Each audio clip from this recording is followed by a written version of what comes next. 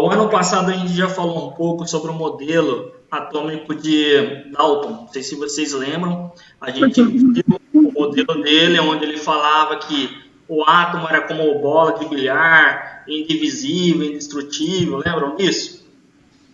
A Sim. gente Sim. deu uma pincelada sobre isso e a gente vai voltar a falar agora, tá? Só para contextualizar, o que é um modelo? Um modelo é uma forma de tentar explicar a realidade, tentar explicar o mundo real. Não quer dizer que o modelo reflita exatamente a realidade. Ele tenta se chegar o mais próximo possível.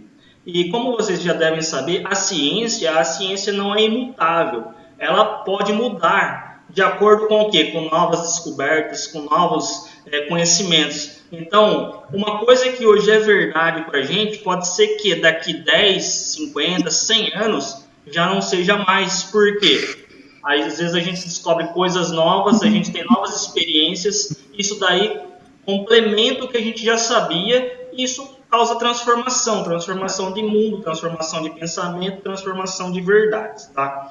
Então, antes de Dalton, muitos outros cientistas e filósofos tentaram explicar a composição da matéria. Isso começou, nós temos registros aí, com Empédocles, em 500 anos antes de Cristo.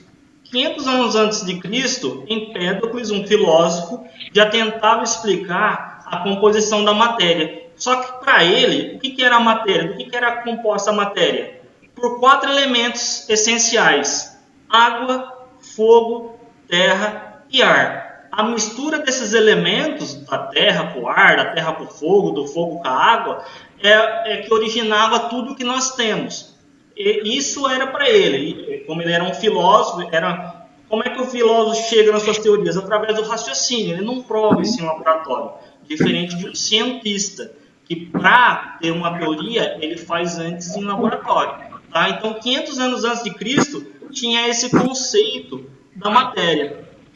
Um pouco mais adiante, 450 antes de Cristo, Leucipo e Demócrito de Abdera vieram com uma outra teoria, que a matéria não era formada por esses 4 elementos, e sim era formada de átomos. E como é que eles chegaram nesse conceito? Diz que Demócrito estava andando pela praia um certo dia e aí viu aquela imensidão de areia, aquele monte de areia que quando você olha de longe parece uma coisa só, uma coisa uniforme. Mas quando você vai se aproximando cada vez mais, você vê que a imensidão é composta por minúsculas partículas de areia. Se eu pegar um papel e for rasgando cada vez mais em menores pedaços, eu vou chegar em uma coisa que se chama átomo. O que quer dizer a palavra átomo? Átomo, A significa negação e tomo partes. Então, ou não divisível, né? Então, átomo quer dizer não divisível, partes não divisíveis. E aí ficou esse conceito por um tempo. Só que, com o advento da Idade Média, gente, que começou ali por volta de 467 depois de Cristo, com a derrubada do Império Romano, a Igreja Católica começou a predominar. E para ela, aceitar que tudo é simplesmente matéria, que é material, que sai do campo do espiritual, era incabível, tá? Então ela meio que abandonou a ideia de Demócrito para, então, seguir as ideias de Aristóteles. E quais eram as ideias de Aristóteles? Era justamente a de Empédocles, que é dos 4 elementos: fogo, ar, água e terra. E isso aí ficou por muitos e muitos anos, século V até por volta do século XV, XVI, tá? Quando começou aí a sair a alquimia. E aí, no século XIX, nós temos Dalton. Então aqui, ó, só um resumo rápido, que é a evolução dos modelos atômicos. A evolução dos modelos atômicos ocorreu por meio do avanço tecnológico e de experimentos realizados por alguns cientistas, tais como Dalton, Thomson, Rutherford e Bohr, que são os 4 que eu passei para vocês pesquisarem. Visto que não é possível visualizar um átomo isoladamente, os cientistas, com o passar do tempo, criaram modelos atômicos, ou seja, imagens que servem para explicar a constituição, propriedades e comportamento dos átomos. Esses modelos explicam o que diz a teoria, mas isso não quer dizer que fisicamente o átomo seja igual ao modelo. Os primeiros que imaginaram a existência dos átomos foram os filósofos gregos Leucipo e Demócrito em aproximadamente 450 a.C. Segundo eles, tudo seria formado por minúsculas partículas indivisíveis, daí o nome átomo, né? A é de negação e tomo é divisível, não divisível significa. No entanto, essas ideias não puderam ser comprovadas na época, constituindo-se apenas como hipóteses. Assim, outras teorias tomaram o seu lugar e o pensamento de que tudo seria composto por átomos ficou esquecido durante uma boa parte da história da humanidade. A Igreja Católica abandonou essa teoria. Como eu havia falado para vocês, essa teoria ela é materialista. Tá? Para Demócrito, o átomo era o quê? Era material. A igreja não aceitava isso. A igreja acreditava que a humanidade tinha um papel importante no universo, então ela abandonou as ideias de Demócrito. Tá? Mas no século XIX, alguns cientistas passaram a realizar testes experimentais cada vez mais precisos, graças aos avanços tecnológicos. Com isso, não só se descobriu que tudo era realmente formado por minúsculas partículas, mas também foi possível entender cada vez mais sobre a estrutura atômica. Os cientistas usaram as informações descobertas por outros estudiosos para desenvolver um modelo atômico. Dessa forma, as descobertas de um cientista eram substituídas pelos de outros. Então, assim, criava-se um modelo, aquele modelo era utilizado até um ponto. A partir do momento que aquele modelo atômico não conseguia explicar mais certos fenômenos, certos acontecimentos, eles eram abandonados. Tá? É por isso que a gente tem vários modelos atômicos. O modelo atômico não nasceu pronto. Ele foi o que? Gradualmente, ele foi sendo aprimorado com as novas descobertas. Tá? Por isso que vocês olham, tem o modelo de Dalton, de Thomson, tem Forbort. Cada um desses cientistas deram uma pequena contribuição para o modelo que nós temos. Os conceitos que estavam corretos permaneciam, mas os que comprovadamente não eram reais passavam a ser abandonados. Assim, novos modelos atômicos foram criados. Essa série de descobertas da estrutura atômica, até se chegar aos modelos aceitos hoje, ficou conhecida como evolução dos modelos atômicos, que é o que a gente vai ver agora, os principais. Tá? Não quer dizer que só tenha esses. Então, esse primeiro modelo atômico aqui de Dalton, nós já vimos o ano passado, já demos uma passada, tá? Já fizemos exercício, a gente vai dar uma recordada rapidinho aqui. Então, em 1803, Dalton retomou as ideias de Leucipo e Demócrito. A matéria é formada por átomos, então Dalton fala o seguinte, a matéria é formada por átomos, que são partículas minúsculas, maciças, esféricas, indivisíveis, como se fosse uma bola de bilhar, né? Ela é esférica, a bola de bilhar é maciça e é indivisível. É assim a concepção de átomo para Dalton. Esse modelo fazia uma analogia à estrutura de bola de bilhar. Então, esse modelo ele ficou conhecido como bola de bilhar mesmo, tá? Então, se vocês escutarem por aí, o modelo da bola de bilhar é o modelo de Dalton. Todos os átomos seriam assim, diferenciando somente pela massa. Então, por exemplo, o átomo de hidrogênio, ele é uma esfera maciça, esférica e indivisível. A de oxigênio é uma esfera maciça e indivisível. E qual que é a diferença entre o de hidrogênio e o de oxigênio? A massa. Um tem mais massa que o outro, somente isso. Para Dalton era assim que funcionava, tá? Hoje a gente sabe que não. Mas naquela época ele pensava assim. Então todos os átomos seriam assim, diferenciando-se pela massa, tamanho e propriedades para formar elementos químicos diferentes. A próxima aqui. Então aqui, ó, esse é o modelo dele, então um desenho aqui, ilustraçãozinha, e esse aqui é o tal do Dalton. Agora o modelo de Thomson, tá? Então de Dalton, o modelo da bola de bilhar. Só que o problema do modelo de Dalton é que ele não explicava, por exemplo, a eletricidade, ele não explicava uma série de coisas. E aí, faltava, né? Como é que você explica a eletricidade? O modelo não tinha carga, o átomo de Dalton, era simplesmente um átomo neutro. E de onde vem a eletricidade? Aí é onde que entra o Thomson. O Thomson começou a fazer alguns experimentos com uma ampulha que se chama Crookes, e aí ele descobriu o elétron. O Thomson é considerado o pai do elétron. Então, ó, por meio de experimentos com uma ampola de Crookes. O que é a ampola de Crookes? É um tubo de vidro fechado com eletrodo positivo e negativo. Então, imagina você, um tubo... Eu tenho a foto aqui, deixa eu mostrar para vocês. Olha aqui, ó, é um tubo. De um lado eu tenho um eletrodo e do outro lado eu tenho outro eletrodo. Aqui dentro desse tubo é gás em baixíssima pressão. O que Thomson fez? Ele ligava aqui e começava a passar uma corrente elétrica. A hora que ele passava uma corrente elétrica, ele observava o quê? Uma luz que era produzida aqui no fundo do tubo. Ó. Olhem aqui. Aqui tem uma cruz de malta. A hora que esses raios batiam nessa cruz de malta, fazia o quê? Projetava ela aqui atrás.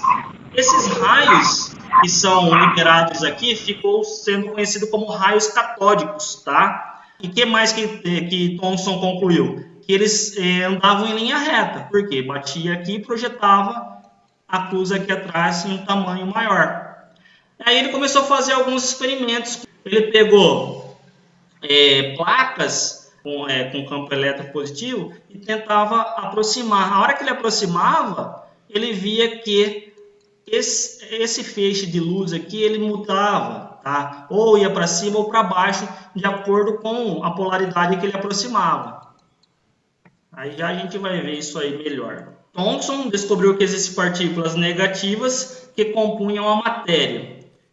Para Dalton não tinha essas partículas negativas. O átomo era apenas uma esfera maciça, indivisível e neutra. Isso significa que o modelo de Dalton estava errado, ó, porque o átomo seria divisível. Se eu tenho partículas no meu átomo, significa que ele não é apenas uma esfera indivisível. Eu tenho partículas menores dentro dele. Então, eu consigo dividir meu átomo em partes menores. Então, essa questão de ser indivisível está errada. Tendo em vista que ele teria partículas ainda menores e negativas chamadas de elétrons. Então, é aqui que aparecem os elétrons. Visto que o átomo é neutro, cargas positivas também deveriam existir. Tá? Então, se eu tenho cargas negativas e o meu átomo ele é neutro, o que vai neutralizar as cargas negativas? As cargas positivas. Se eu tenho 10 cargas positivas, eu tenho que ter 10 negativas para quê? Uma carga neutralizar a outra. Assim, J.J. Thomson, para os íntimos, propôs o seguinte em 1898.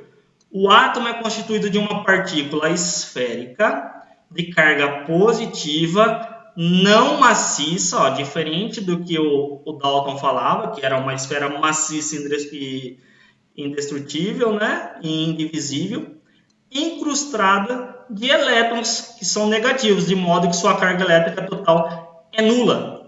Esse modelo de Thomson ficou conhecido como o modelo do bolo de passas ou pudim de passas, tá? Então aqui imagina que, ó, esse é o pudim ou bolo de passas, seria positivo toda essa parte aqui, e o que está incrustado aqui, ó, são os elétrons. Para Thomson era assim o átomo, tá? Ó. Então aqui eu tenho os elétrons incrustados.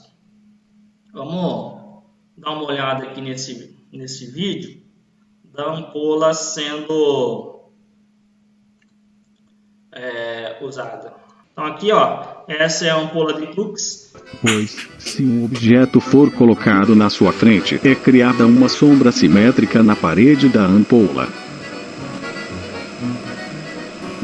Os raios catódicos, ao baterem em uma ventoinha mecânica, posicionada dentro do tubo, a faziam girar. Então possuíam massa e, consequentemente... Observa que a hora que ele está invertendo a polaridade, uma hora o positivo é de um lado, outra hora é do outro lado. Por isso que esse aqui é tipo um cataventinho. Ele vai para um lado e vai para o outro, tá? Então, se eu estou emitindo um facho de luz e esse facho de luz ele consegue girar o catavento, significa o quê? Que esse facho de luz se comporta como partícula e ele deve ter massa, porque se ele não tivesse massa, né, ele não conseguiria virar o catavento. Eram matéria. O feixe de raios catódicos era atraído por um campo elétrico positivo. Tá tá vendo? Na hora que aproxima o campo elétrico positivo, o que acontece com o feixe? Ele se movimenta. Se o campo elétrico é positivo, e como o feixe aqui é negativo, há uma atração. Se o campo é negativo, e aqui é negativo, opostos se atraem. O que é semelhante se repele. Então, se eu tenho na placa negativo e o feixe é negativo, vai haver uma repulsão. Tá? Então, observem. Ó. Portanto, os raios catódicos possuíam carga negativa.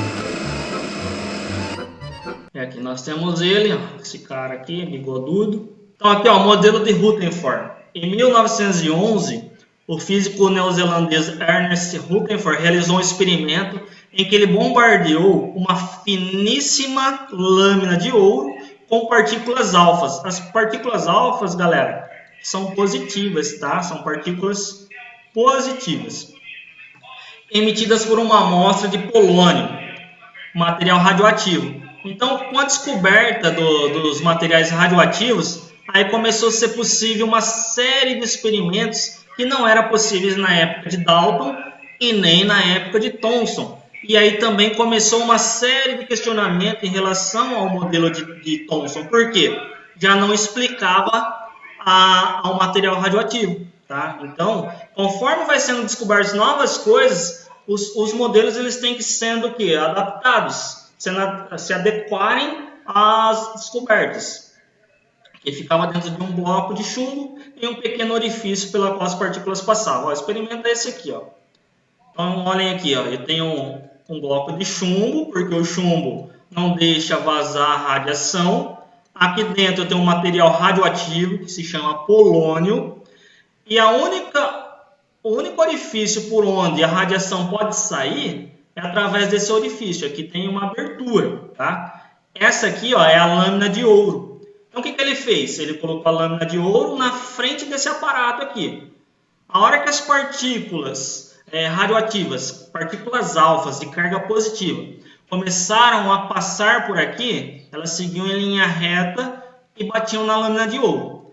Aqui atrás, ó, é o sulfeto de zinco, é como se fosse uma chapa fotográfica. Então, a partícula que passava, ela atravessava essa lâmina de ouro, que era muito fina, e aí você conseguia saber a posição dela, porque ela marcava essa chapa. Tá? Então, se ela batia, ela deixava um marquinho. E aí, o que acontecia? A partícula alfa, ela saía aqui pelo orifício e bombardeava essa lâmina de ouro, certo?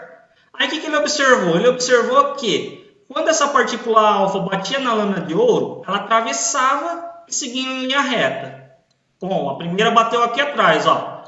Beleza, de boa. Aí veio outra partícula, passou e teve um leve desvio aqui, ó. Teve esse ângulo, essa inclinação. Aí veio outra, e teve uma que bateu e voltou. Aí ele olhou. O que será que está acontecendo? Por que essa partícula bateu e voltou? Passou, essa bateu e voltou. Por que será? O que será que tem? Aonde será que essa partícula bateu? Em que ponto ela bateu para que fizesse que ela voltasse? Para que bloqueasse ela e voltasse? O que será que tinha? Aí ele pensou, pô, se eu estou bombardeando essa lâmina de ouro com partículas positivas, essa partícula 1 aqui, ó, passou livre. Ou seja, ela não encontrou nada no caminho dela, certo? Não sofreu nenhum desvio. Foi retona. Essa partícula 2, ela já teve um pequeno desvio. E essa 3, ela voltou. Essa 1 não tinha nada, um espaço.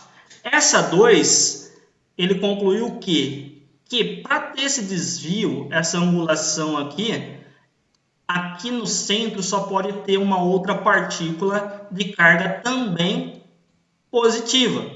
E isso se confirma a hora que a partícula vem, bate e ela volta. Ela dá de cara com uma positiva e a positiva causa uma repulsão nela. tá? Então ele chegou à conclusão que o átomo, através desse experimento, é um enorme vazio.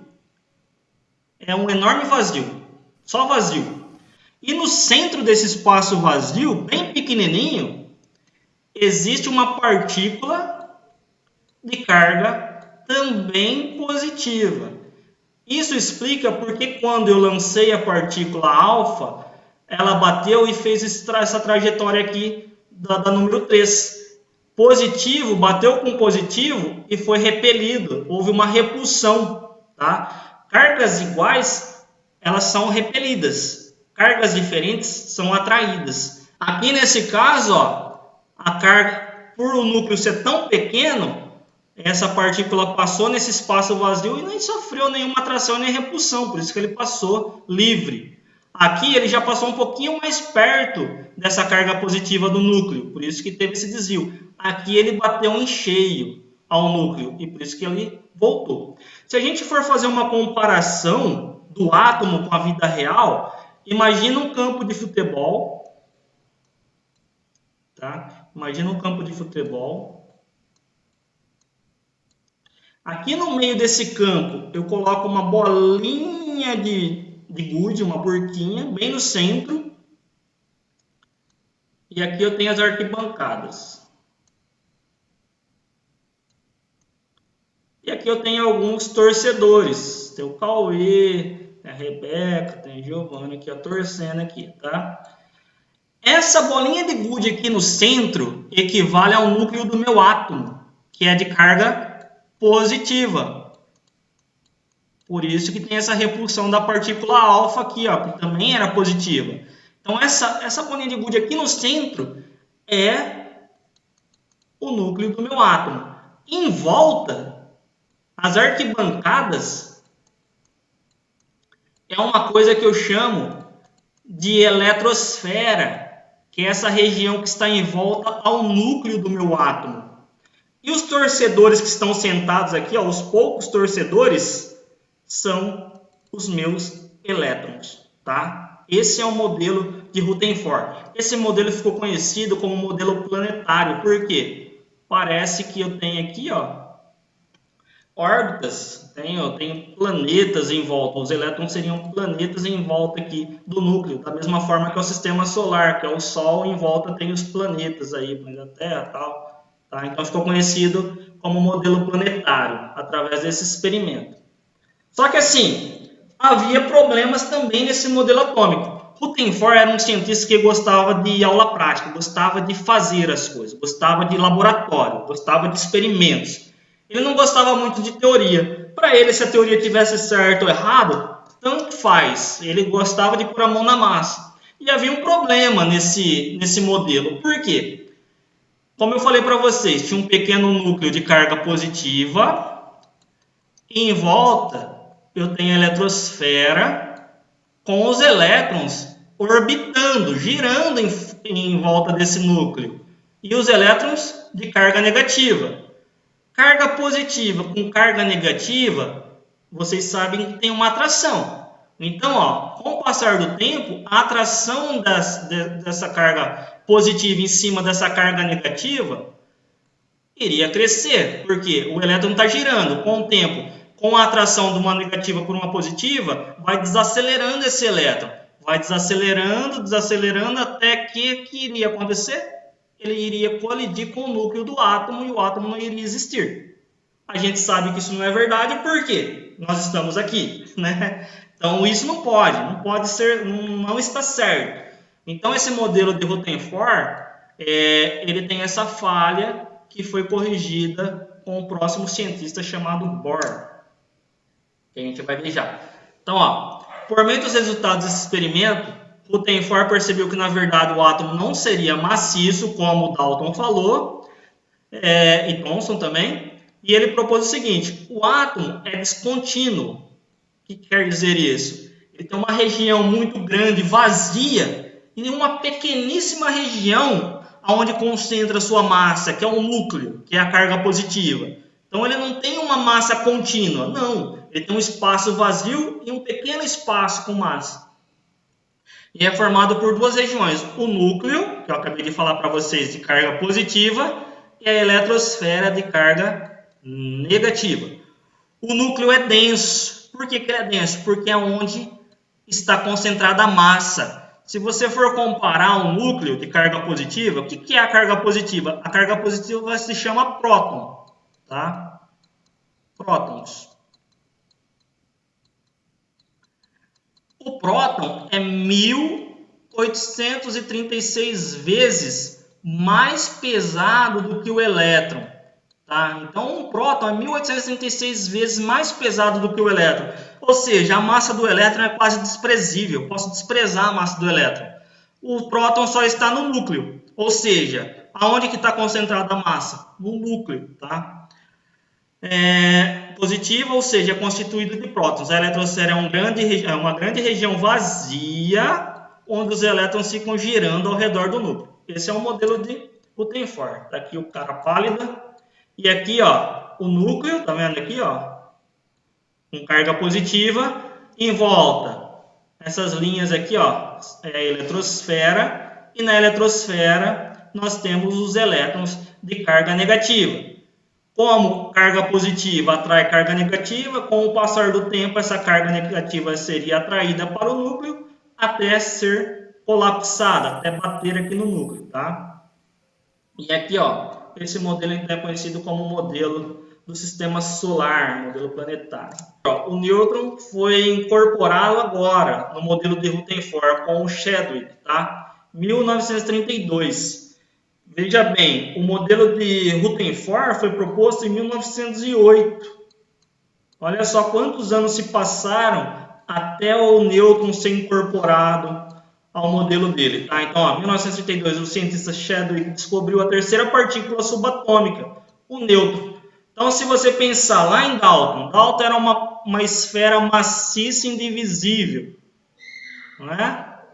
Não tinha nada aqui.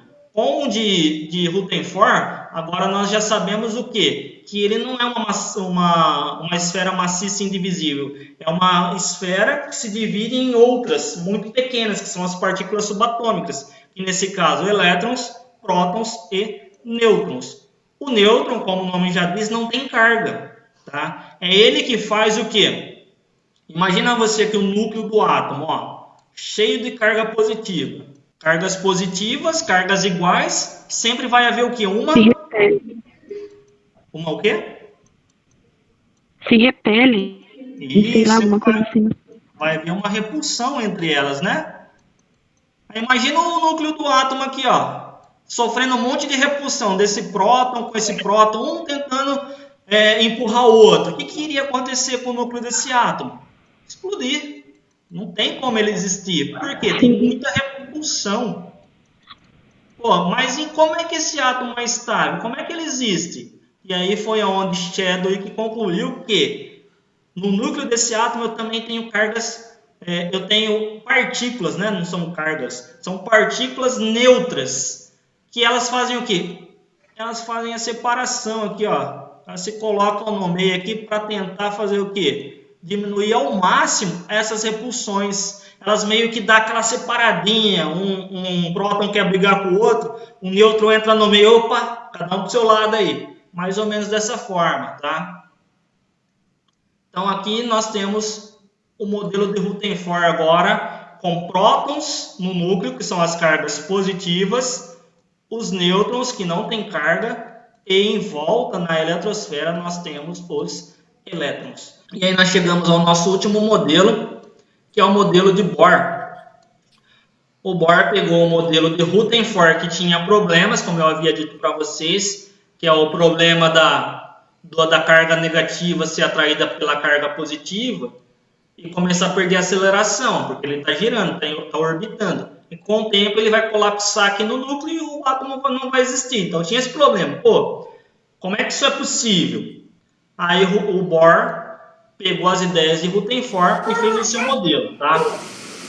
Então, ó, esse modelo recebeu esse nome porque em 1913 o cientista Niels Bohr, de 1885 a 1962, percebam que, ó, todas essas teorias são novas, ó. Não tem nada. A química é uma ciência nova. A química começou, a química moderna, no século XVIII. É uma teoria nova. Então, tudo que nós temos hoje, todo esse avanço que vocês veem, tudo isso que tem hoje de desenvolvimento na área química, shampoos, perfumes, chips para computadores, plásticos, polímeros, tudo envolve química, são descobertas recentes, tá? Porque a química em si é uma ciência muito nova. Ela é mais nova que a física. A física é do século XVII. Então, ó, ele propôs um modelo que se baseou no de Rutherford, apenas aprimorando. Então, ele pegou o modelo de Rutherford que já estava quase perfeito, né? Só tinha aqueles problemas, e ele aprimorou esse modelo de Rutherford. Em seus principais postulados, temos o seguinte. Então, o que Bohr fala? Os elétrons movem-se em órbitas circulares. Então, imagina aqui, ó, órbitas circulares, que a gente falou já que é a eletrosfera. Então, os elétrons estão nessas órbitas, se movendo. E cada órbita apresenta uma energia bem definida, constante, quantizada. Aqui já entra a física quântica. Então, como é que Bohr resolveu o problema do modelo de Rutherford? Ele percebeu que, quando se trata do mundo subatômico, ele pode aplicar a física quântica, ele pode aplicar coisas que não dá para aplicar aqui no nosso mundo real, mas que funciona no mundo subatômico. Tá? Basicamente, se a gente for pensar, imagina assim, um satélite que será colocado em órbita. O que a gente tem que fazer? A gente tem que lançar esse satélite numa velocidade tal que, ao entrar em órbita, a velocidade dele seja suficiente para que ele fique orbitando a Terra. Ela não pode ser nem muito grande, porque senão o satélite vai embora da órbita, e não pode ser nem pequena, porque senão o satélite cai. Imagina você em cima de uma montanha, joga uma pedra. Se você joga a pedra, ela vai fazer como se fosse isso aqui cair. Se você joga um pouquinho mais forte essa pedra, ela faz uma angulação maior e cai. Se você conseguir jogar essa pedra de uma forma tão forte e tão rápida, ela vai o quê? Ela vai começar a dar voltas. É esse o princípio do lançamento do satélite. E é isso que Bohr conseguiu enxergar para explicar, então, o porquê o elétron não colidia aqui com o núcleo depois de certo tempo. Por quê? Ele tem uma energia quantificada. Essa energia ela é bem definida, ela não aumenta e nem diminui, ela é sempre constante. Tá? Isso que o modelo de Bohr fala, e é isso que ele corrige do modelo de Rutherford. Tá? Então, ó, nível de energia para cada elétron. Então, se eu tenho aqui ó, o átomo e aqui eu tenho o núcleo, eu vou ter várias camadas, e cada elétron, os elétrons vão estar distribuídos nessas camadas. Quanto mais perto do núcleo esse elétron tiver, menor será a quantidade de energia que ele precisa. Quanto mais longe ele tiver do núcleo, maior será a quantidade de energia que esse elétron vai ter, porque ele vai precisar de mais energia para dar toda essa volta aqui. E aí ele criou as 7 camadas, que está escrito aqui, ó, K, L, M, N, O, P e Q. Então, o K é a camada 1, o L é a camada 2, o M a 3, o N a 4, o O a 5, P 6 e Q 7, tá? Então, cada átomo vai ter um número de camadas. Se o átomo é muito pequeno, ele tem apenas uma camada. Se ele é um pouco maior, se ele tem muito mais elétrons, ele vai precisar de mais camadas para comportar esse elétron. E assim por diante. O máximo de camadas que nós podemos chegar são 7 camadas. E cada camada suporta um número de elétrons. Tá? Então, a camada 1, eu não posso colocar lá a quantidade de elétrons que eu quero. Não, a camada 1, ela vai ter uma quantidade definida também de elétrons. A camada 2 também, a 3 também, a gente vai falar sobre essa quantidade numa outra aula, para não ficar muita coisa. Tá? Então, ó, essas camadas eletrônicas ou níveis de energia passaram a ser representadas pelas letras K, L, M, N, O, P, Q, respectivamente, no sentido da camada mais próxima do núcleo para a mais externa. Então, aqui, ó, o K está aqui, ó, mais perto do núcleo. O L é a próxima camada. O M é a próxima. O N é a próxima camada. O O é a próxima. Tá vendo? Que vai ficando cada vez mais longe do núcleo. Quanto mais longe do núcleo, mais energética é essa camada, tá? E aqui nós temos, então, o Bohr, esse senhor, e esse aqui é o átomo dele. Com o modelo atômico de Bohr, agora é possível explicar, por exemplo, os fogos de artifício. Por que os fogos de artifício brilham e depois apagam? Imagina você tem um núcleo e aqui você tem as camadas. Lembra que eu falei, quanto mais perto do núcleo o elétron está, menos energia ele tem, tá? Vamos supor que eu tenho aqui um elemento aqui, ó, do fogo de artifício. Então vamos supor que seja o magnésio. O magnésio está lá, não está sendo queimado, está aqui paradinho, está neutro. A partir do momento que eu venho e forneço energia para esse magnésio, eu queimo esse magnésio, ele começa a emitir luz, não começa? Então, ó, o que acontece? Esses elétrons que estavam nessa camada, a hora que eu forneço energia para eles, eles absorvem essa energia, só que agora ele está com uma energia maior. Se ele está com uma energia maior, essa camada não suporta mais ele. Ele tem que ir para uma camada onde o nível de energia é maior. Então, esse elétron ele pula dessa camada para cá, que é quando você está fornecendo energia. Então, ele pula, ele absorveu a energia. Agora, ele está muito energético. Só que essa energia ele vai devolver. E a hora que ele devolve essa energia, no caso do magnésio, dos fogos de artifício, ele volta para a camada que ele estava. Só que ele tem que dissipar essa energia, ele tem que liberar essa energia. De que forma ele libera? Em forma de luz. É por isso que você enxerga aquelas luzes bonitas. Eles absorvem o átomo, o átomo ali, o elétron da camada do átomo, ele absorve aquela energia, pula para a camada da frente. Na hora que ele devolve essa energia, ele emite luz. Na sua casa, vai colocar sal em alguma comida lá no fogão. Tá ligado o fogo, você vai pôr sal, aí cai sem querer na chama do fogão. O que acontece? O que acontece com a chama? Ah, é verdade, né? Ela muda de cor.